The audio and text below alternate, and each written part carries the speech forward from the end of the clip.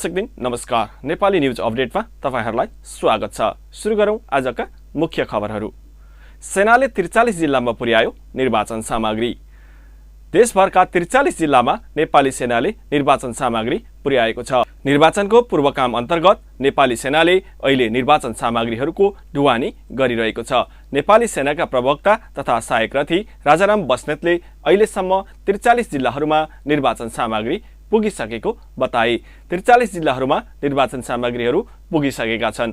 बाँकी जिल्लाहरूमा पनि जाने क्रममै छन्। सहायक रथी बस्नेतले नेपाली न्यूज अपडेटसँग भने अनुसार 12 जिल्लामा अहिले निर्वाचन सामग्री लाने काम भइरहेको छ र त्यसपछि बाँकी रहेका 22 जिल्लाहरूमा निर्वाचन सामग्रीहरू पुग्नेछन्। निर्वाचनको समयमा 3 दिन बिदा दिन सरकारलाई आयोगको सिफारिस। निर्वाचन आयोगले फागुन 21 गतेको चुनावलाई लक्षित गर्दै 3 दिन बिदा दिन सरकारलाई सिफारिस गरेको छ। आज आइतबार सरकारलाई पत्र लेखेर आयोगले चुनावका 3 दिन बिदा दिन सिफारिस गरेको प्रवक्ता नारायण भट्टराईले जानकारी दिए।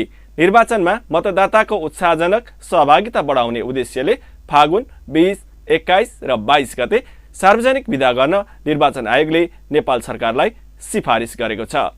रौतहटमा सद्भाव र्याली निकाल्ने सर्वदलीय बैठकको निर्णय।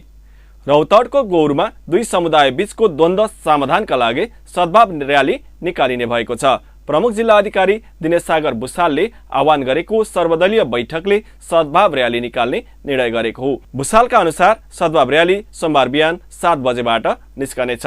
धार्मिक, सामाजिक, सांस्कृतिक सद्भाव र शान्तिको सन्देश दिने गरी नागरिक समाजका अगुवाको सहभागितामा सद्भाव र्याली निकाल्ने सहमति भएको प्रशासनले जनाएको छ।